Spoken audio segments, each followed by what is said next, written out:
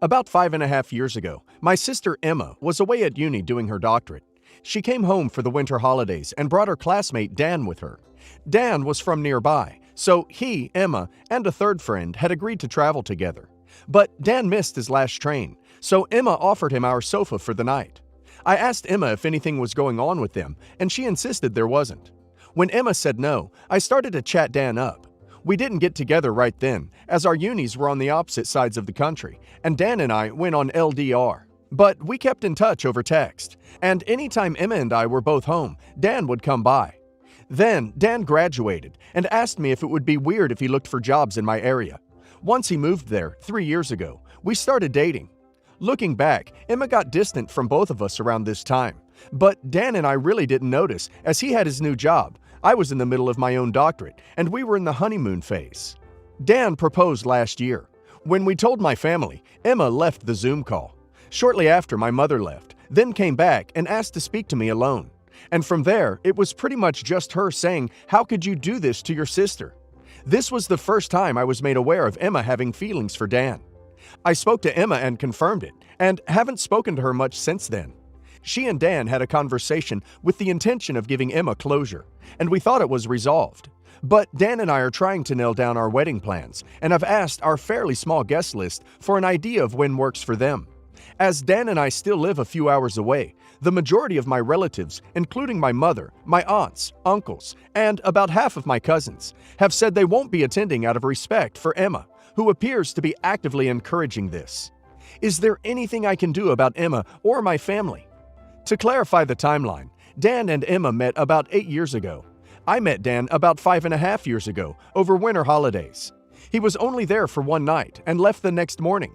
So that night, I asked Emma if there was anything going on with them, and when she said no, I went for it. Dan and I exchanged numbers and texted for about 2.5 years, until he graduated and moved to my area. We started dating immediately, 3 years ago, and told everyone. Emma then began to withdraw from us when we started dating, and we didn't know why until 1 year ago, when we announced our engagement and she revealed her feelings for Dan. I know my mom is encouraging her, but she's probably the main supporter, followed by the people who aren't coming to the wedding. Dad is on my side, as are a few others. My brother and I always felt like Emma was Mom's favorite growing up. Dad usually tried to balance that out, but now our parents are divorced. It looks like Mom has been left to run wild with Emma. Her side is that when she brought Dan home the first time, she was going to make her move.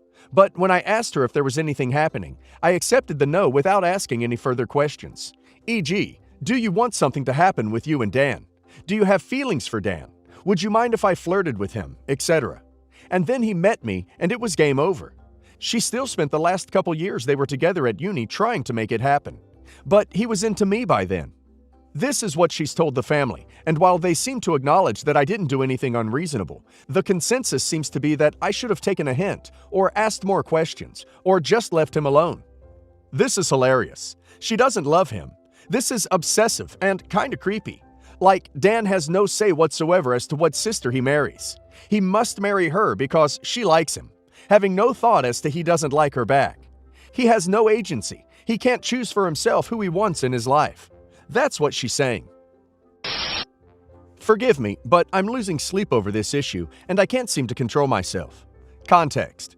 3 months ago, my husband, age 37, got stuck in his ex-wife's house while he was dropping off their 7-year-old son because of bad weather. He couldn't drive and spent the night there. It was no big deal, though. This was the first time he spent the night at his ex's our entire 3 years of marriage. Recently, I read his ex-wife's announcement on Facebook that she was expecting, 3 months in, and kept referring to the baby as her son's brother, sister, without adding half, which might mean nothing since many people don't pay much attention to stuff like that. I call my stepsister just sister, so I can understand that. But to be honest, the timing is what made me concerned. I did the math and couldn't help but think of the possibility of the baby being my husband's. My husband was acting normal, which is what made me hold my tongue and keep my thoughts to myself. But once his ex-wife started attempting to call often and meet often, I had to bring it up to him openly, given how uncomfortable her behavior made me recently. He didn't take it well at first and said he was not having this conversation because of how off the map it was, then explained he no longer had feelings for his ex after she cheated on him, and said he wouldn't have a child, his son, with her in the first place had he known then what he knows now. He called me crazy to even hint there's even a slight chance the baby is his, and acted hurt for days because I accused him of something he'd never do, and insisted it wasn't his fault the bad weather kept him from going home, and forced him to stay the night at his ex's house. He said he wanted to go wait at the gas station, but his son wanted him to stay, and he slept in his room. Then he left first thing in the morning. Like I said, the timing is what gets me, as well as her attempts to get close to him, like visiting often for private conversations that my husband refuses to share with me. I've been told she never wanted a divorce and wanted to work things out, but my husband couldn't do it. He hated her.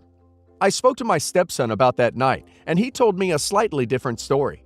He said his dad left the room twice for good periods of time. I tried to get him to be more specific and remember how long he was out of the room. He said he didn't know since he fell asleep shortly after his dad left the room the second time. I felt frustrated. I really want to stop dragging and dropping this in my mind, but something is preventing me from doing that. I'm struggling to have some peace of mind since the ex announced her pregnancy, and I don't know why I have such a strong feeling something is up. I can't talk to her since she's vicious and hates me with a passion, so I'd only imagine how she'd react to what I tell her. I don't know if she and her current boyfriend were trying for a baby. They haven't been together for long, and they didn't seem serious as far as I know. My sister said I have the right to feel uncomfortable about this. I want to get this out of my head and go on with my life, but my husband keeps refusing to discuss how I'm feeling, let alone try to give me reassurance for my concerns. I figured I might get some outside perspective from a third party. First off, don't involve his kid. Don't put him in the middle by asking him what happened, and to account everything his dad did that night. That is so wrong. If you're curious, think something's up, etc., that's between you and your husband, not him. Tell your husband you'd like to have a serious talk, just to put your mind at ease. Maybe the ex just wants you to think that, since the timing is so perfect. That way, she makes things difficult in your home front. Also, you'll find out once the kid is born if she comes after your husband for child support or lists him on the birth certificate. So, there is a lot of background, but I will try to make it as simple as possible. I have been with Alex for 4 years, and he is the love of my life. His mom, my future mother-in-law, has never liked me. She can be very mean, girlish. I don't want Alex to go no contact with her. I don't really believe in it unless there is dire need. But yes, I do hate this woman and vent about her a lot. My future mother-in-law has been dating Simon for 9 months. Simon used to be married to my mom's best friend. There was no cheating, but it is a very painful situation for the friend. So my mom has 2 reasons to hate future mother-in-law. One more important background thing. When my in-laws were married, father-in-law cheated and wanted to get around paying her more in the divorce due to being in an at-fault state. He tried to portray her as an alcoholic, though she never was, and he slipped something into her drink to make her look bad in public. Future mother-in-law had a bad trip in front of a lot of people. It brought up childhood abuse, and father-in-law was criminally charged. As a result, future mother-in-law does not touch any type of recreational drug or drink anything stronger than wine. She feels strongly about being in control of her body. So, back to present day. My mom absolutely hates future mother-in-law for how she treats everyone. She has a reputation of being a bee and a massive diva, and it is well deserved. We had an engagement party, and my mom decided to play a very badly thought-out prank on future mother-in-law. My mom brought her a glass of wine and had a couple friends with her, all mutual friends of Simon's ex. At one point, my mom joked that she put something in the wine. I didn't see this, but future mother-in-law didn't believe her at first. They started slurring their words and acting really weird, like something out of a fever dream, and it started to freak future mother-in-law out.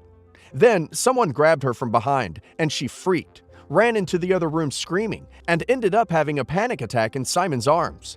Simon lost his crap and was screaming at my parents. At this point, he didn't seem to understand it was just a panic attack and wanted a toxicology report done. My dad managed to calm him down, and he left with future mother-in-law. Alex yelled at my mom and then got her in the car with Simon and future mother-in-law.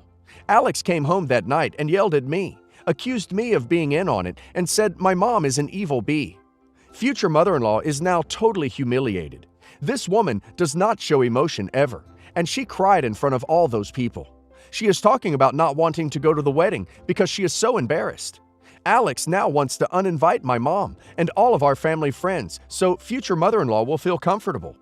He keeps saying my mom is an evil bee and he will never forgive her, but he isn't acknowledging any of the stuff that brought this on.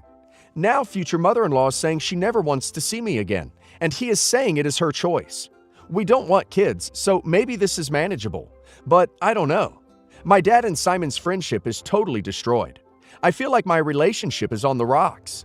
My mom has offered to apologize, but Alex isn't ready to hear her out. Your mother tried to destroy your marriage because she can't stand the mother of your fiance. She doesn't want you to marry Alex, and you can't even see it. Simple. You should prohibit your mom from attending the wedding, in addition to her friends who are mutual friends of Simon's ex. You should also apologize to your fiance and future mother-in-law, and clearly state that your mom's actions do not represent you, and that you had no knowledge of her plans. Is there a reason you haven't screamed at your mom and called her an evil bee? When I was 16, I had to have a hysterectomy during a medical emergency. I know I am not just infertile, I am sterile. I can never have children. My husband and I have been married for about 5 years, and I have had what I thought was a pretty perfect relationship. While there are the occasional ups and downs, we rarely fight. We connect on every single level, and he's my best friend. From the beginning of our relationship, he told me he was never interested in having children. I made my lack of a uterus very clear, and I was certain at the time that there was no doubt in his mind that I couldn't have children. 2 years ago, his sister had a baby, and she's a delight. We all love and dote on her. We babysit her a few times a month. Even though we didn't want children of our own, we love caring for our niece. However, over the months, I've noticed a change in my husband, especially since quarantine started. He'll talk about having a family and seems more open to the prospect of children. Every time he brings it up, I remind him that biological children are impossible, but that we could eventually look into adopting or fostering. He'll usually drop it after that, but a few weeks later, he'll talk about it again. 3 days ago, he sat me down and told me he wants to look into fertility treatments for me. We're religious, so he told me that in vitro fertilization and a surrogate are off the table, but there are other medical treatments we could consider. I was very taken aback and told him that those treatments wouldn't work for me since I don't have a uterus. He didn't believe me, so I had to find articles to show him that I truly couldn't ever have a child. He apparently thought that sterility and infertility were the same, and that although I couldn't get pregnant, that with treatment, we could have kids one day when he was ready for them. He has barely spoken to me in 3 days. I understand this is a massive bomb to drop on someone, and that was never my intention at all. I've tried to be there for him, but he keeps pushing me away. I ended up looking through his iMessage on his computer when he was in the shower, which I know was wrong. These are private, and I regret it. He had texted his brother about how he doesn't want to adopt because he doesn't want to raise another man's child. He also alluded to me being less of a woman because I can't ever have his children. Those are words I never expected to read. It's extremely out of character for my husband to behave like this, and I'm at a loss for what to do. Any attempt at communication is shut down. I know it's only been 3 days, but I'm terrified he'll pack up and leave me because I can't have his children. Where do I even start to try to fix this? You didn't drop a bomb here. He knew you didn't have a uterus. It's not your fault that he didn't actually get what that means. Like, wow, education is so important, eh? If anything, he changed the expectation of children from the sound of what you've written here. You might need to do some intense therapy together to work through this. But if he can't get past this, then there's really not much you can do. My relationship with my ex may not have been completely perfect. She was never the best with communicating, and I enabled her. Despite our flaws, we were happy and have a child together, 11. I'm 32 male. During our relationship, I met a woman, now my girlfriend, 36 female, and I didn't think anything of it. Our sons went to football together, so our communication was purely on the group chat, which other parents were on. Our sons at this time were 6. During the course of a year, my relationship completely fell apart, and I had no idea why. We tried to make it work, but every time we made progress, it was like we stepped back again.